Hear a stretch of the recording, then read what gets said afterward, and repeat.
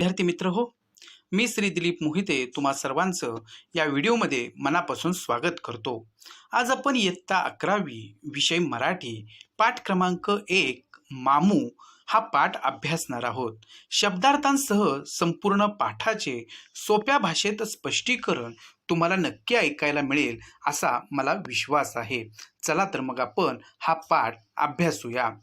सर्वप्रथम आपण या पाठाचे जे लेखक आहेत शिवाजी सावंत यांचा परिचय करून घेऊ। आपण मृत्युंजय हे पुस्तकाचं नाव ऐकलेलं असेल।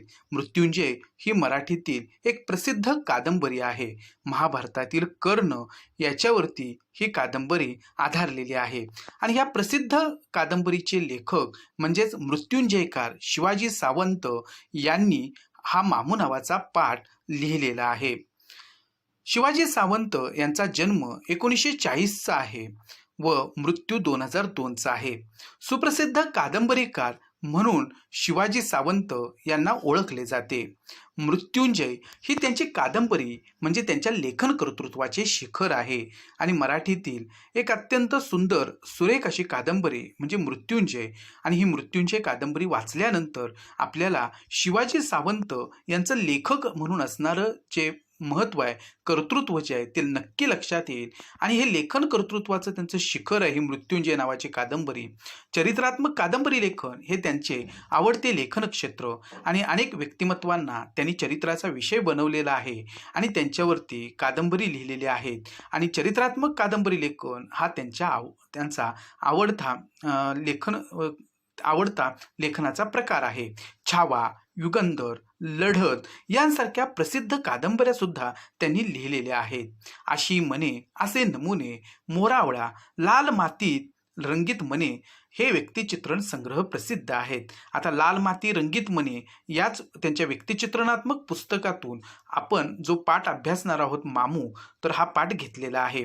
शेलका साज, कांचनकन हे त्यांचं ललित लेखन प्रसिद्ध आहे। भारतीय ज्ञानपीठाचा मूर्तिदेवी पुरस्कार, सर्वोत्कृष्ट वाङ्मयाच्या महाराष्ट्र राज्य पुरस्काराने 5 वेळा त्यांना गौरवान्वित केलेला आहे, म्हणजे त्यांचा गौरव करण्यात आलेला आहे। पूनमचंद भुतोडिया हा बंगाली पुरस्कार, पुणे विद्यापीठातर्फे जीवन गौरव पुरस्कार अशा अनेक पुरस्कारांनी त्यांना आत्तापर्यंत सन्मानित करण्यात आलेलं आहे। 1990 या वर्षी साहित्याच्या क्षेत्रामधला नोबेल पुरस्कार जो आहे नोबेल हा जगातला सर्वोच्च पुरस्कार आहे की जो वेगवेगळ्या क्षेत्रातल्या लोकांना दिला जातो। तर 1990 या वर्षीच्या साहित्याच्या क्षेत्रातील जे नोबेल पारितोषिकासाठी जी नामांकन होती तर त्याच्यामध्ये शिवाजी सावंत यांना हे नामांकन मिळालेलं होतं आणि हा शिवाजी सावंत यांचा आणि पर्यायाने महाराष्ट्राचा सुद्धा एक मोठा गौरव आहे असं म्हणावं लागेल। तर एवढे असे हे प्रसिद्ध लेखक जे आहेत शिवाजी सावंत, तर यांनी लिहिलेला जो पाठ आहे मामू, तर तो आज आपण अभ्यासणार आहोत। मामू या पाठाची जी मध्यवर्ती कल्पना आहे ते आपण समजून घेऊया। मामू हा व्यक्तिचित्रणात्मक पाठ असून मामूच्या स्वभावाच्या विविध पैलूंचे वर्णन पाठात केलेले आहे। तर मामू हा एक व्यक्तिचित्रणात्मक पाठ आहे, म्हणजे मामू नावाची एक जी व्यक्ती आहे त्या व्यक्तीचं चित्रण या पाठामध्ये लेखक शिवाजी सावंत यांनी केलेलं आहे। मामूच्या व्यक्तिमत्वाचे अनेक पैलू जे आहेत ते या पाठामध्ये आपल्याला वर्णन केलेले दिसून येतात। प्रामाणिक, देशाभिमानी, नम्र, सेवाभावी व सहृदयी असलेला मामू माणुसकीचे विलोभनीय दर्शन घडवतो आणि हा मामू जसे त्याच्यामध्ये व्यक्तिमत्वामध्ये अनेक गुण आहेत, म्हणजे प्रामाणिक आहे, तो देशाभिमानी आहे, नम्र आहे, सेवाभावी वृत्तीचा आहे, सहृदयी आहे, पण याच्याही पेक्षा जी माणुसकी आहे तर ती ह्या मामून जपलेली आहे आणि ह्या माणुसकीचं अतिशय विलोभनीय दर्शन म्हणजे आपल्याला सुद्धा लोभ पडावा अशा पद्धतीचं एक सुरेख दर्शन या मामूचं की इथे लेखकांनी आपल्या पुढे मांडलेलं आहे। समर्पक शब्दरचना, चित्रदर्शी लेखनशैली यांमुळे मामू हे व्यक्तिमत्व परिणामकारकतेने मनाला भिडते आणि आपण हा पाठ जेव्हा वाचतो तेव्हा या पाठामध्ये लेखक शिवाजी सावंत यांनी जी शब्दरचना योजलेली आहे आणि हा पाठ ज्या पद्धतीनं त्यांनी लिहिलेला आहे ते जे चित्रदर्शी वर्णन आहे की प्रत्यक्ष मामूचं चित्र आपल्यासमोर उभं करण्यामध्ये लेखक यशस्वी झालेले आहेत, हे त्यांच्या लेखनीचं यश म्हणावं लागेल आणि त्यामुळेच असेल की मामू हे व्यक्तिमत्व इतक्या प्रभावीपणे मांडलं गेलेलं आहे की ते आपल्या मनाला जाऊन भिडतं। चला तर मग आपण हा मामू पाठ जो आहे तर तो अभ्यासूया। घन घन घन थोराड घंटेचे टोलांवर टोल पडत राहतात. चैतन्याचे छोटे कोंब उड्या घेत वाड्याच्या प्रार्थना मंदिराकडे एकवटू लागतात. समाधानी चर्येनं माणूस टुलावरून खाली उतरतो. रांगा धरून उभे राहिलेले अनघड कोवळे कंठ जोडल्या हातांनी आणि मिटल्या डोळ्यांनी भावपूर्ण सुरात प्रार्थनेतून अज्ञात शक्तीला आळवू लागतात.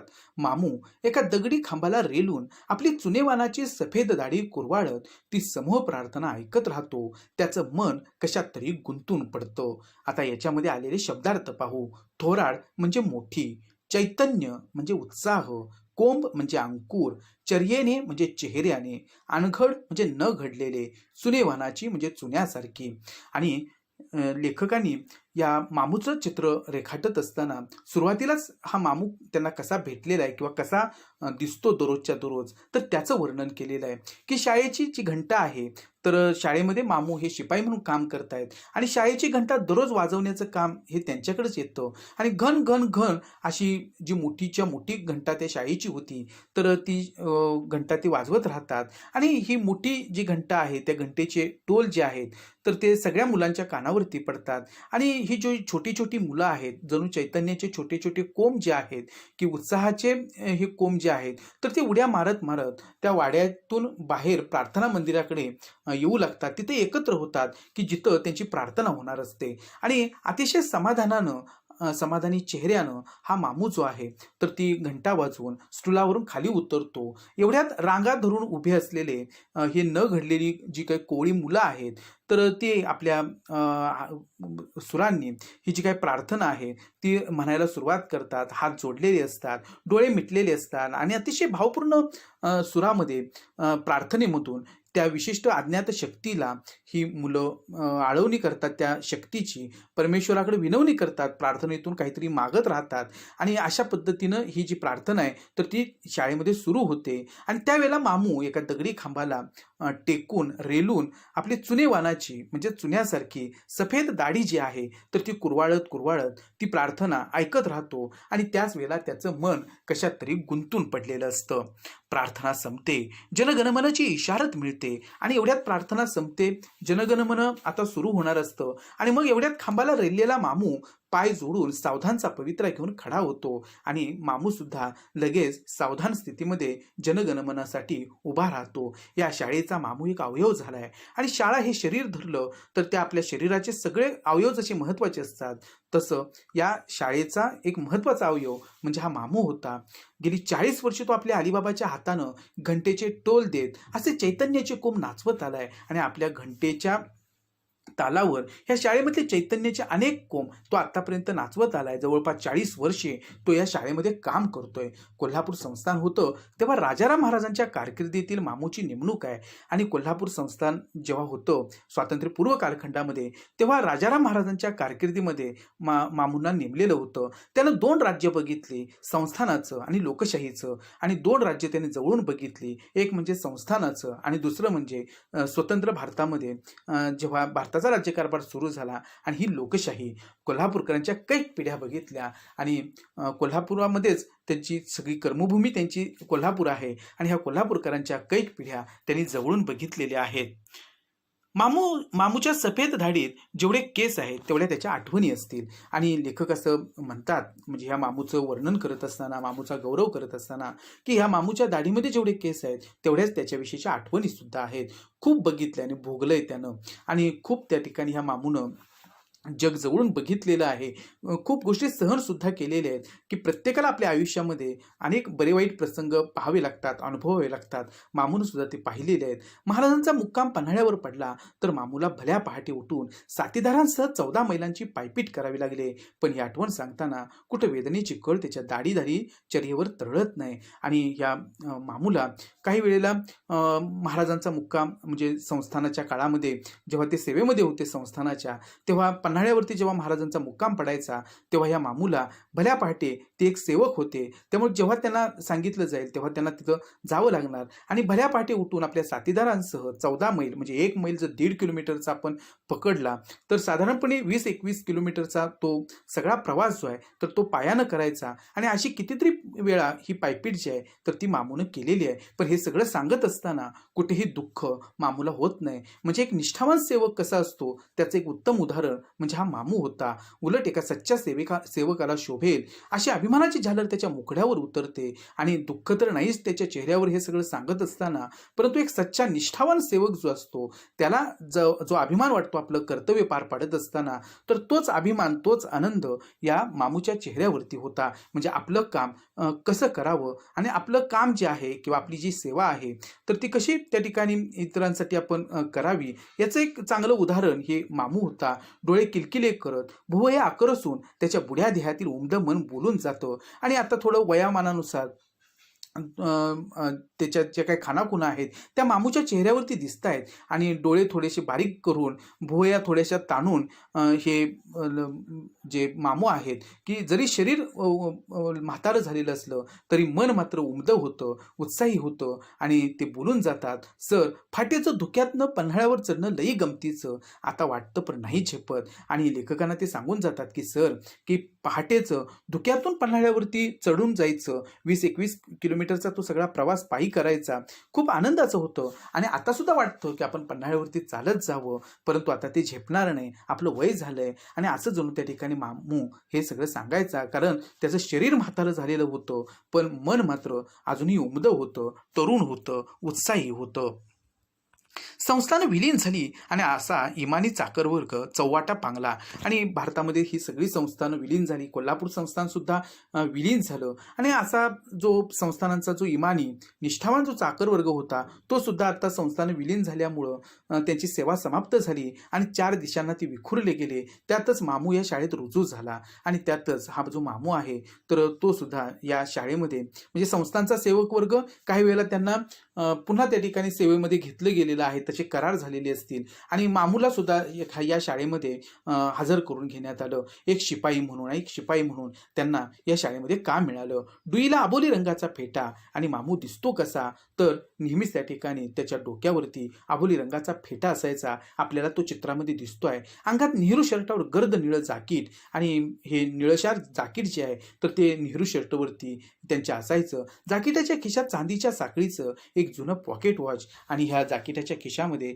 चांदीच्या साखळीचं एक जुनं पॉकेट वॉच जे आहे तर ते सुद्धा होतं. खाली घेराची आणि घोट्याजवळ चुन्या असलेली तुमान आणि खाली घोळदार अशा स्वरूपाची आणि पायाचा जो घोटा आहे तर तिथं चुन्या असलेली तर ती तुमान जी आहे, विजार जी आहे, पोकळ विजार जी आहे तर ती त्यांच्याकडे ती त्यांनी परिधान केलेली असायची. पायात जुना पुराणा पमशू आणि पायामध्ये हे जुनं एखादं चप्पल जे आहे की जुन्या काळातलं चप्पल म्हणजे पमशू तर ते त्या ठिकाणी असायचा. हा मामूचा पोशाख होता आणि अशा पद्धतीनं ह्या मामूची वेशभूषा साधी होती आणि हा मामू कसा दिसायचा हे अतिशय छान पद्धतीनं इथं लेखकांनी वर्णन केलेलं आहे.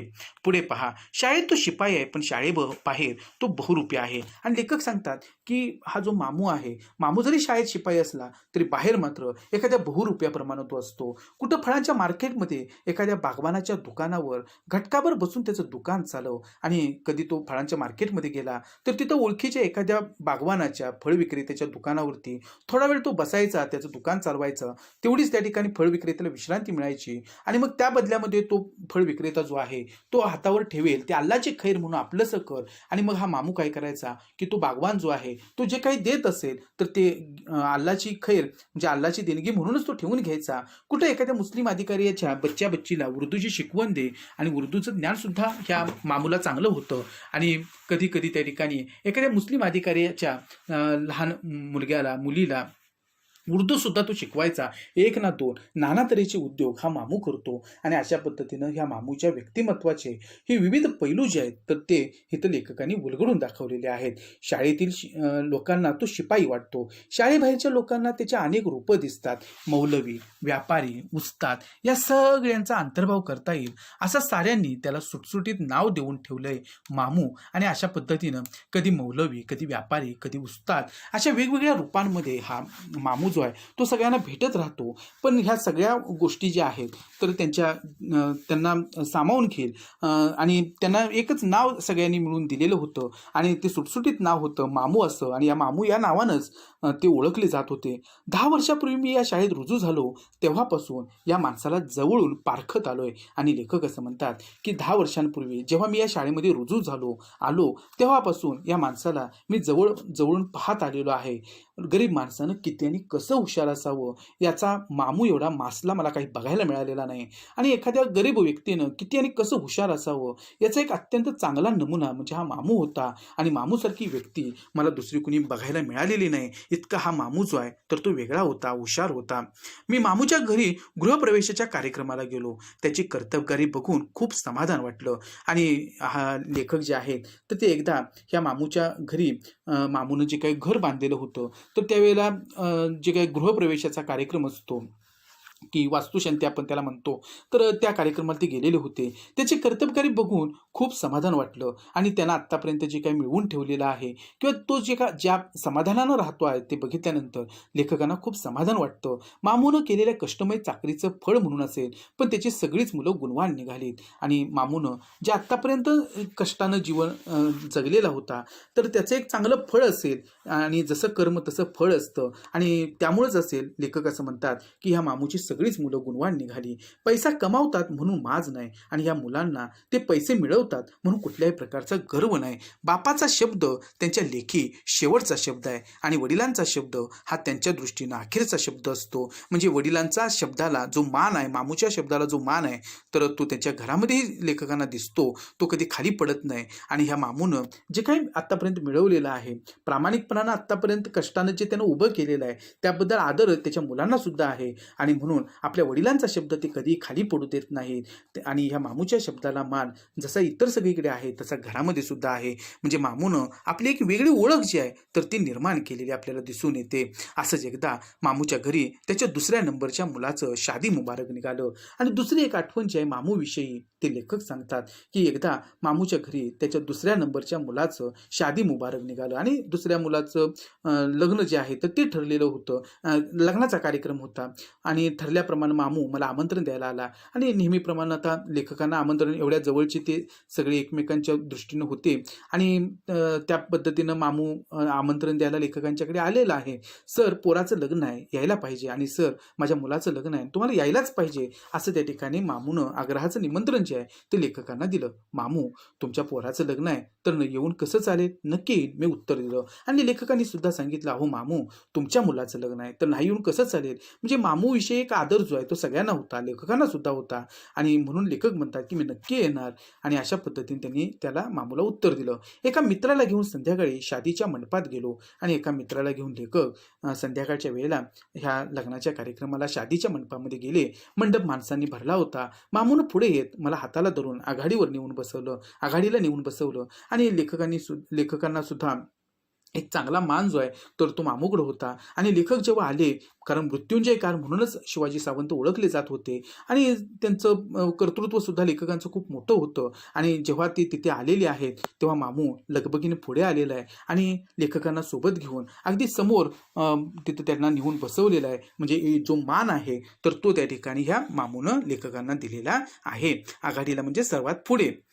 त्या मंडपात आमदार होते, खासदार होते, बडे व्यापारी होते, शिक्षक, प्राध्यापक होते. बघा की जेव्हा एखादी व्यक्ती की अशा पद्धतीनं सगळ्यांशी धरून राहत असते, सगळ्यांशी वेगळं नातं जोपासत असते, तेव्हाच आपण जेव्हा एखादी गोष्ट करतो आणि त्यासाठी सगळ्यांना बोलवतो तेव्हा लोक आपल्याकडे येत असतात. आणि मामूचं हे आगळं वेगळं व्यक्तिमत्व होतं. आणि म्हणून त्याच्या मुलाच्या लग्नामध्ये आमदार होते, खासदार होते, मोठे व्यापारी होते, शिक्षक होते, प्राध्यापक होते. जेवढी म्हणून जोडलेली मामूनं माणसं होती ती सगळी आलेली होती. हयातभर अंगावर पट्टा चढवून शिपाई म्हणून केलेल्या चाकरीचं चीज झाल्याचं समाधान त्याला सफेद दाढीवर पसरलं होतं. आणि अशा पद्धतीनं एवढी सगळी माणसं जी आहेत ती ह्या मामूच्या निमंत्रणाला मान देऊन सगळी आलेली होती. मामूच्या शब्दाला हा मान होता. आणि संपूर्ण आयुष्यभर अंगावरती पट्टा चढवून शिपाई म्हणून हे काम त्यानं केलेलं होतं. आणि त्या चाकरीचं चीज म्हणजे सार्थकी लागली ही सगळी चाकरी, याचं एक समाधान जे आहे तर ते त्याच्या सफेद दाढीवर पसरलेलं होतं. आणि ते समाधान लेखकांना ह्या मामूच्या चेहऱ्यावरती चेहऱ्यावरती दिसत होतं. निकाह लागला आणि लग्न झालं. मामूनं जमलेल्या लोकांचे आभार मानण्यासाठी माईक हातात घेतला आणि अशा पद्धतीनं लग्न संपन्न झालं. मामूनं जमलेल्या सगळ्या लोकांचे आभार मानण्यासाठी हातामध्ये माईक घेतलेला आहे. आज माझ्या मुलाच्या लग्नाला आमदार साहेब आलेत, खासदार साहेब आलेत, मृत्युंजयकार आलेत. माझ्या गरिबाच्या मामूचा कंठ दाटून आला आणि अशा पद्धतीने माईक हातात घेतल्यानंतर ऊर भरून आलेला आहे ह्या मामूचा आणि ते म्हणतात की आज माझ्या मुलाच्या लग्नाच्या निमित्तानं आमदार साहेब आलेले आहेत, खासदार साहेब आलेले आहेत आणि मृत्युंजयकार सुद्धा माझ्या मुलाच्या लग्नाला आले. माझ्या गरिबाच्या यातून पुढे काहीतरी बोलायचं आहे आणि माझ्या गरिबाच्या विनंतीला मान देऊन ही सगळी मोठी माणसं आली असं कदाचित मामूला म्हणायचं आहे, पण ते तो बोलू शकला नाही. मामूचा कंठ दाटून आला, तो गहीवरून आलं, त्याला काही बोलता येईना. त्याची अनुभवानं पांढरी झालेली दाढी थरथरत राहिली. मामूनं कसं बसं आभार म्हणून हातातील माईक खाली ठेवला आणि अशा पद्धतीनं या मामूला जो जिव्हाळा होता लोकांच्या बद्दल आणि लोकांना सुद्धा मामूबद्दल जो जिव्हाळा होता त्या जिव्हाळ्यामुळे हे सगळे एकत्र येणं नेहमी होत असायचं. आणि एवढी सगळी माणसं बघितल्यानंतर ह्या मामूला सुद्धा आपण आत्तापर्यंत जे काही काम केलं ते खरंच सार्थकी लागलं असं वाटलं आणि त्याचा कंठ दाटून आला. आणि आपण जेव्हा अशा पद्धतीनं राहतो, इतरांना धरून राहतो, तेव्हाच आपल्या हाकेला ओ देऊन माणसं गोळा होत असतात आणि त्या दृष्टीनं आपण चांगलं काम केलं तर अशा पद्धतीनं आपल्याला आपल्या शब्दाला किंमत असते. आणि मामूनं आयुष्यभर आपली जी सेवा आहे ती एकनिष्ठेनं केली आणि म्हणूनच त्याच्या विनंतीला मान देऊन सगळेजण आलेले होते आणि हे बघून हा माणूसला गहीवरून गेलेला होता. धर्मापेक्षा माणूस मोठा आहे आणि माणसापेक्षा माणुसकी फार मोठी आहे. किती सुंदर विचार आहे पहा की धर्म कोणताही असू दे त्या धर्मापेक्षा नेहमी माणूस मोठा असतो आणि माणसापेक्षा माणुसकी फार मोठी आहे. म्हणजे धर्म ह्या गोष्टी आपण निर्माण केल्या आणि धर्मानुसार श्रेष्ठ कनिष्ठ आपण मानतो आहोत, पण कुठलाही धर्म श्रेष्ठ किंवा कनिष्ठ नसतो. या धर्मातला जो माणूस आहे तो मोठा आहे, धर्मापेक्षा माणूस मोठा आहे. आणि सगळ्यात महत्त्वाचं म्हणजे माणसापेक्षा सुद्धा त्याच्या ठिकाणी असणारी जी माणुसकी आहे तर ती महत्त्वाची आहे. आणि माणसानं माणसाशी माणसासारखं वागणं यालाच आपण माणुसकी म्हणतो आणि ह्या मामूकडं ती होती आणि म्हणूनच ही माणुसकी फार मोठी आहे असं विचार घेऊन या दिवशी मी मंडपातून बाहेर पडलो असं लेखक म्हणतात. मामूचा शेवटचा बच्चा शाबू माझ्या हाताखाली शिकला. चांगल्या गुणाने SSC पास झाला. तो पास होताच मामूचं माझ्याकडे लकडं लागलं, सर शाबूला कुठंतरी चिकटवा. आणि हा मामूचा जो शेवटचा मुलगा होता की शाबू नावाचा, तर तो लेखकांच्या हाताखाली शिकलेला होता. चांगल्या गुणाने 10वी पास झाला, SSC पास झाला. तो पास झाल्यानंतर ह्या मामूनं ह्या लेखकांना सतत तगादा लावलेला होता की काही करा आणि माझ्या ह्या मुलाला कुठेतरी चिकटवा, म्हणजे नोकरीला लावा. मामू हा शेवटचा बच्चा. आणि लेखक म्हणायचे की अरे मामू हा शेवटचा बच्चा आहे तुझा, तुमच्यात कुणीच पदवीधर नाही आणि हा शेवटचा मुलगा तुझा आहे आणि कुणीच घरामध्ये तुमच्या पदवीधर नाही, याला शिकू द्या. याला नोकरीत अडकवलात की हा संपला आणि हा शिकू दे, जरा शिकून मोठा होऊ दे. नोकरीत जर त्याला तुम्ही घातला तर त्याचं शिक्षण थांबणार आहे. जरा नेट धरा, थोडासा संयम ठेवा आणि थोडंसं थांबा, दम धरा. काय अडलं नडलं मला सांगा आणि काही अडलं नडलं तर मला सांगा, मी आहे तुमच्या सोबतीला. मी मामूला दिलासा देत होतो आणि एक प्रकारे ह्या मुलाला शिकू दे म्हणून त्या ठिकाणी लेखकांनी ह्या मामूला सल्ला दिला आणि त्या पद्धतीनं काय लागलं तरी मी आहे असा आधार सुद्धा या मामूला लेखकाने दिलेला आहे. बदलत्या काळाची पावलं ओळखून मामूनं निर्धार बांधला, पोराला कॉलेजात दाखल केलं आणि ह्या मामूनं सुद्धा लेखकांचं ऐकलं आणि बदलत्या काळाची पावलं ओळखून ह्या मामूनं ठाम निर्धार केलेला आहे आणि मुलाला कॉलेजमध्ये दाखल केलं. परवा मामूची बुडी आई अल्लाला प्यारी झाली आणि लेखकांच्या कानावर बातमी आली की ह्या मामूची जी म्हातारी आई आहे तर ती अल्लाला प्यारी झाली, म्हणजे आई निघून गेली. आणि तिच्या आठवणी सांगताना मामूच्या डोळ्यात पाणी तरळलं आणि मामूला सुद्धा आपल्या आईच्या सगळ्या आठवणी सांगत असताना डोळ्यामध्ये त्याच्या पाणी आलं. दुनियेत सारं मिळेल सर, पण आईची माया कोणाकडे नाही मिळायची. आणि इतका संवेदनशील होता हा मामू आणि तो म्हणतो आहे की दुनियेमध्ये जगामध्ये सगळं काही मिळतं आपल्याला, पण आपल्या आईची माया, आपल्यावरती भरभरून प्रेम करणारी आपली आई जी आहे ती कुठेच आपल्याला मिळणार नाही. आणि हे त्याचे बोल ऐकताना नातवंड असलेला मामू मला त्याच्या शाबूसारखा पोरवयाचा वाटला. आणि एवढं नातवंड असलेला हा मामू जो आहे आता मात्र त्याला त्या ठिकाणी लेखकांना हा त्याचा जो मुलगा शाबू आहे अगदी त्याच्याच वयाचा आहे की काय असं वाटलं. आणि इतकं हळवं मन असलेला हा मामू होता आणि एवढ्या वयामध्ये सुद्धा आपल्या आई गेल्याचं दुःख जे आहे तर ते किती मोठं आहे हे तो सांगत होता. आणि हे सांगताना त्याला रडू येत होतं. त्याच्या आई वारली त्या दिवशी शाळेला सुट्टी मिळाली आणि आईचं निधन ह्या मामूच्या जेव्हा झालं तेव्हा शाळेला सुट्टी मिळालेली होती. हे हायस्कूल 100 वर्षांवर जुनं आहे. इथलं रेकॉर्ड त्यामुळे आवाढव्य आहे आणि हे हायस्कूल जे होतं, ज्या हायस्कूलमध्ये लेखक काम करत होते, मामू काम करत होता, ते 100 वर्षांपूर्वीचं जुनं होतं. इथलं रेकॉर्ड त्यामुळे आवाढव्य होतं आणि इथं असणारं सगळं रेकॉर्ड जे आहे आतापर्यंतचं ते सगळंच खूप मोठं होतं. कुणी माजी विद्यार्थी येतो, 1920-22 सालातील आपल्या नावाचा दाखला मागतो, कुणीतरी माजी विद्यार्थी येतो, त्यांना कुठेतरी तो कागद लागणार असतो आणि मग 20-22 सालातील आपल्या नावाचा दाखला तो मागत राहतो. मामू ते रजिस्टर अचूक शोधून त्याचं नाव धुंडून काढतो आणि मामू ह्या कामामध्ये इतका तरबेज आहे की ते रजिस्टर जे असेल त्या सालातलं ते तो अचूक शोधून आणतो आणि त्या मुलाचं नाव तो शोधून काढतो. हाती दाखला पडलेला बाप्या झालेला विद्यार्थी मामूचा हात हातात घेऊन म्हणतो, चलो मामू चाय लेंगे. आणि मग आनंदानं असा एखादा विद्यार्थी की जो आता थोराड झालेला आहे आणि तो विद्यार्थी ह्या मामूला म्हणतो की तुम्ही माझं एवढं आता छान काम केलेलं आहे, मला लागणारा कागद मिळवून दिला. आणि नेहमीच त्या ठिकाणी ह्या मामूला बघत लहानाची मोठं झालेली ही मुलं जी आहेत ती ह्या मामूला म्हणतात की चलो मामू चाय लेंगे, आणि आपण चहा घेऊया चला, असं ती मुलं म्हणायची. कशाला? नग आत्ताच घेतलाय, कुठं आहे आता तुम्ही? आणि मग तो विचारपूस आस्थेनं करायचं ह्या मुलांची की आता मला चहा नको आहे आणि तुम्ही कुठे असता? मामू त्याचा चहा नाकारण्याचा प्रयत्न करतो. मनात जुन्या आठवणी रेंगाळणारा विद्यार्थी त्याचा हात खेचून त्याला आग्रहाने चहाला नेतो, पण मुलं ऐकत नाहीत आणि ह्या मामूला चहा आग्रहानं ते पाजण्यासाठी घेऊनच जातात. मग चहा पिता पिता त्याच्या वेळच्या शिक्षकांच्या आठवणींना उजाळा मिळतो आणि मामू त्या मुलांना त्यांच्या काळातल्या सगळ्या आठवणी ज्या असतील तर त्या सगळ्या त्या ठिकाणी काढतो आणि त्या आठवणींना उजाळा देत राहतो. एम.आर. सर भारी माणूस. आणि मग शिक्षकांच्या आठवणी निघतात की एम.आर. सर जे आहे तर ते खूप भला माणूस होता, केवढा आब होता त्या वक्ताचा हायस्कूलचा. आणि ते जेव्हा होते तेव्हा किती मान होता त्यावेळेला हायस्कूलला. मामू हरवलेल्या काळाला मुठीत पकडण्याचा प्रयत्न करतो आणि ह्या भूतकाळातल्या सगळ्या गोष्टी तर तो आठवतो आहे. त्या आठवणी ज्या आहेत तर ते जागृत करतो आहे आणि ह्या सगळ्या आठवणी ज्या आहेत तर तो मांडतो आहे. आजही त्याला ते सगळं मागचा जो भूतकाळ आहे तो आठवतो आहे. शाळेतले जुने शिक्षक जे आहेत त्या आठवत आहेत आणि ह्या सगळ्या आठवणी तर तो सांगत राहतो. ही शाळा सरकारी आहे, इथं ड्रॉइंगच्या, कॉमर्सच्या, सरकारी सर्टिफिकेटच्या परीक्षांचं केंद्र आहे. या परीक्षा आल्या की बुढा मामू पाखरागत हालचाली करू लागतो. आणि ही शाळा जी होती लेखकांची तर ती जुनी सरकारी शाळा होती आणि मग इथंच ड्रॉइंगच्या, कॉमर्सच्या ज्या परीक्षा असायच्या तर त्या व्हायच्या आणि परीक्षांचं ते केंद्र होतं. या परीक्षा आल्या की हा बुढा मामू जो आहे, म्हातारा मामू जो आहे तर तो एखाद्या पाखरागत लगबगीनं हालचाली सगळ्या करायच्या, कारण वर्षानुवर्षे तो हे काम करत आलेला आहे. नंबर टाकणं, बाकडी हलवून बैठकीची व्यवस्था करणं, पाणी देण्यासाठी गोरगरिबांची पोरं ऑफिसात आणून दाखल करणं, पडेल ते काम मामू उत्साहानं करू लागतो. आणि नंबर टाकण्यापासून, बाकडी हलवण्यापासून सगळ्या वर्गांची व्यवस्था लावण्यापर्यंत, त्याचबरोबर वर्गामध्ये पाणी देण्यासाठी काही मुलं त्या ठिकाणी लागायची मजुरीनं आणि मग अशी गोरगरिबांची मुलं आणून तो काय करायचा, ऑफिसमध्ये त्यांना घेऊन यायचा आणि तेवढ्या पुरतं का होईना पण त्यांना ते काम मिळवून द्यायचा. म्हणजे गोरगरिबांच्या मुलांना थोडे 4 पैसे मिळतील असा दृष्टिकोन त्याचा असायचा आणि मग पडेल ते काम जे असेल ते मोठ्या उत्साहानं हा मामू करत होता.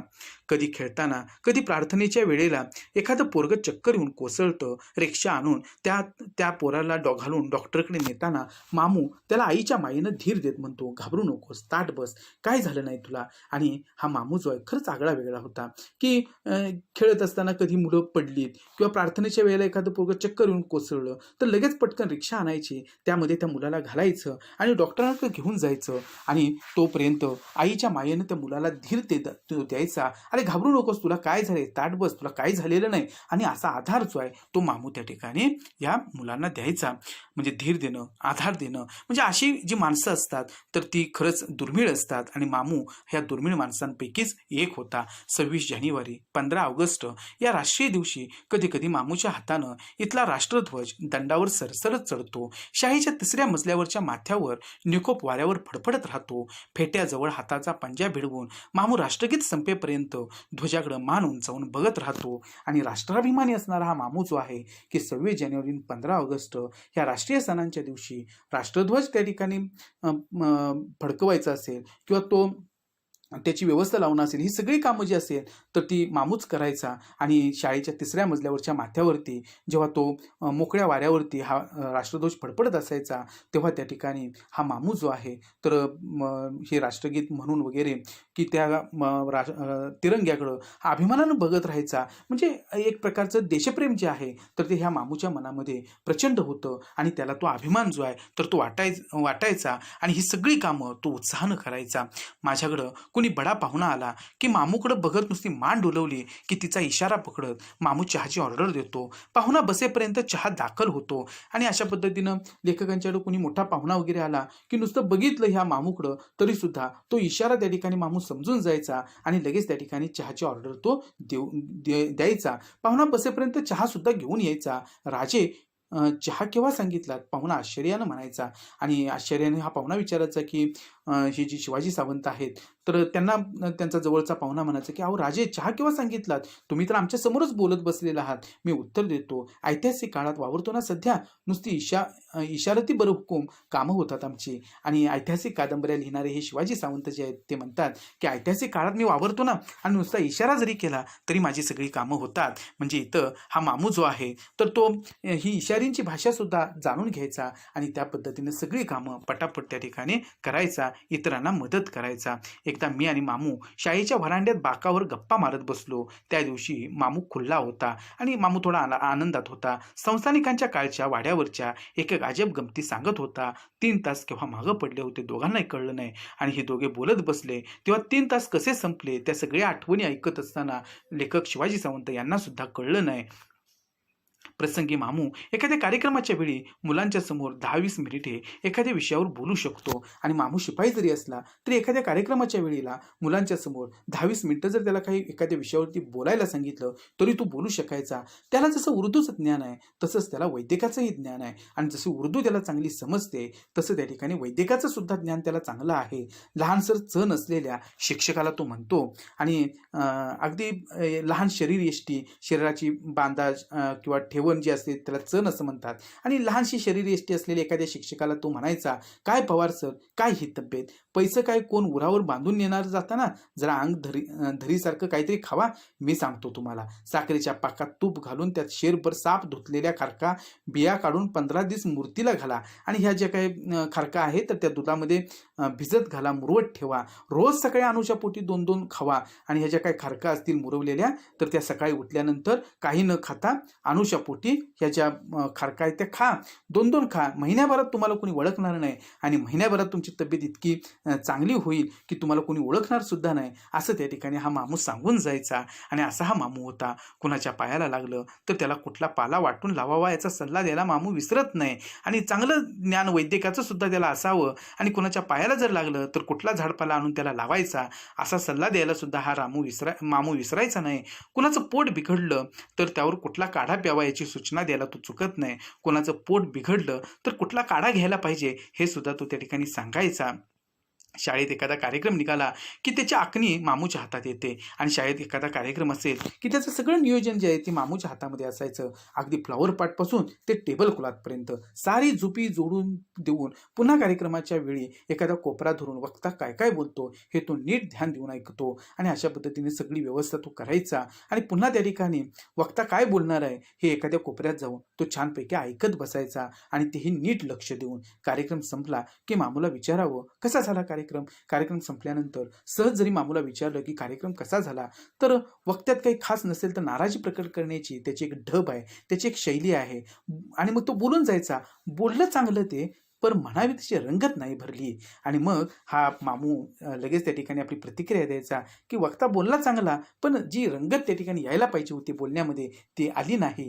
म्हणजे अशा पद्धतीनं मामू जो असेल तर ती त्या ठिकाणी लगेच आपलं मतही द्यायचा. आणि त्याला ह्या सगळ्या गोष्टीतलं चांगलं ज्ञान जे आहे तर ते त्याच्याकडे होतं. आणि म्हणून अशी प्रतिक्रिया तो देऊ शकत होता. आणखी वर्षानंतर मामू या शाळेतून सेवानिवृत्त होणार. आणि आता लेखक त्या ठिकाणी समारोप करताना या पाठाचा असं म्हणतात की आणखीन वर्षभरानंतर मामू या शाळेतून सेवानिवृत्त होणार आणि एक आणखी वर्षानंतर हा जो मामू आहे तर तो सेवेतून निवृत्त होणार, कारण त्याचं वय संपत आहे.